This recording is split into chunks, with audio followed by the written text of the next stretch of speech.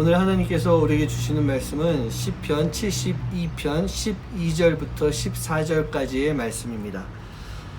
그는 궁핍한 자가 부르짖을 때 건지며 도움이 없는 가난한 자도 건지며 그는 가난한 자와 궁핍한 자를 불쌍히 여기며 궁핍한 자의 생명을 구원하며 그들의 생명을 압박과 강포에서 구원하리니 그들의 피가 그의 눈앞에 존귀히 여김을 받으리로다.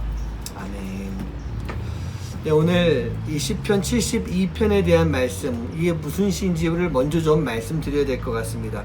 우리 성경을 보고 있으면 72편을 솔로몬의 시라고 그렇게 이야기합니다. 그런데 20절에서 마지막에 보면은 다윗의 기도가 끝나니라 라고 하는 그런 이야기도 있습니다. 그래서 사람들이 이 시가 솔로몬이 그 후대의 왕들을 위해서 지은 시이기도 하다, 아니면 다윗이 솔로몬을 생각하면서 지은 시다라고 하는 그런 두 가지 이야기가 있습니다. 그런데 중요한 것은 포인트가 뭘까요?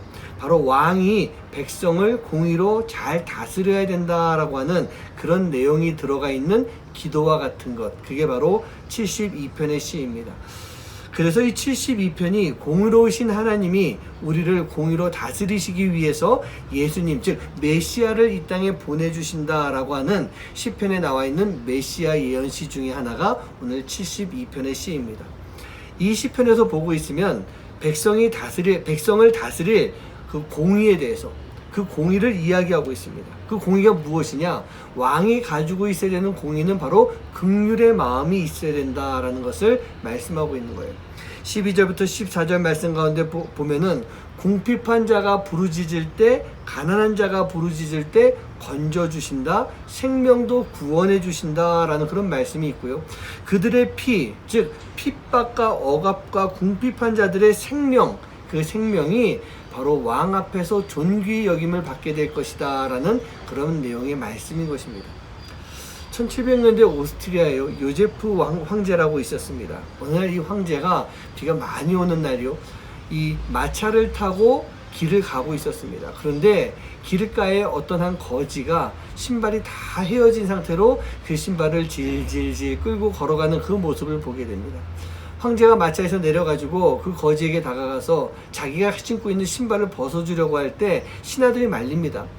황제요, 이렇게까지 할 필요는 없습니다. 괜찮습니다. 제 신발을 주겠습니다. 그렇게 얘기하니까 이 황제가 이야기합니다. 아니야, 나는 지금 신발이 없어도 나에게 마차가 있으니 나는 마차를 타고 갈 수가 있어.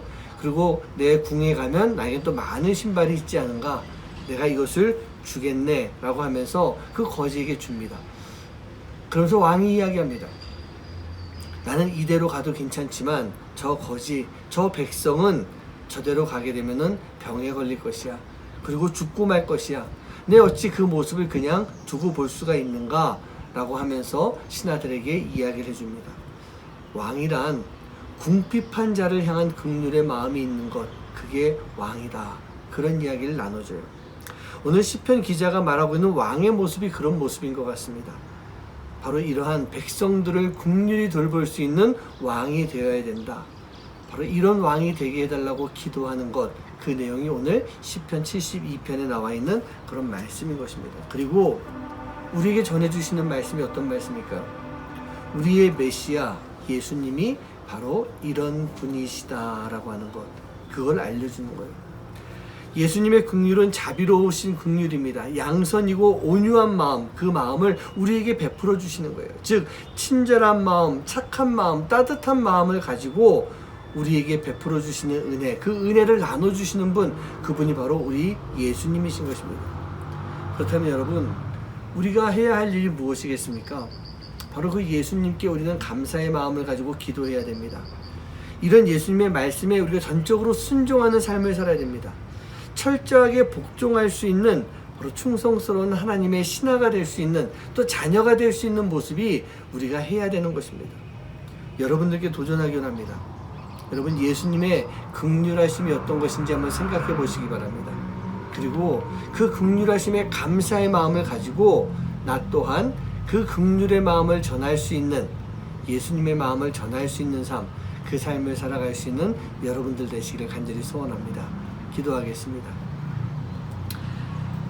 예수님은 진정한 우리의 메시아이십니다. 우리의 왕이 되시는 분이십니다. 그렇기 때문에 그 예수님은, 왕 되신 예수님은 우리의 생명을 주관하시며 우리에게 생명을 주시는 분이십니다. 내가 그 예수님을 믿기 원합니다. 그 예수님을 따르기 원합니다. 예수님 앞에 순종하는 삶을 살기 원합니다. 그 삶을 살아갈 때 우리 예수님이 나를 살려주시고 또 그 은혜 가운데 우리가 감사하며 살아갈 수 있는 그 시간을 만들어 주실 줄 믿습니다. 그리고 이제 우리가 그 예수님의 긍휼하심, 그 마음을 전하며 살아갈 수 있는 하루가 되도록 인도하여 주시옵소서. 이 모든 말씀 예수님의 이름으로 간절히 기도하옵나이다. 아멘. 아침마다 새롭고 늘 새로우니 주의 성실이 금이라 성실하신 주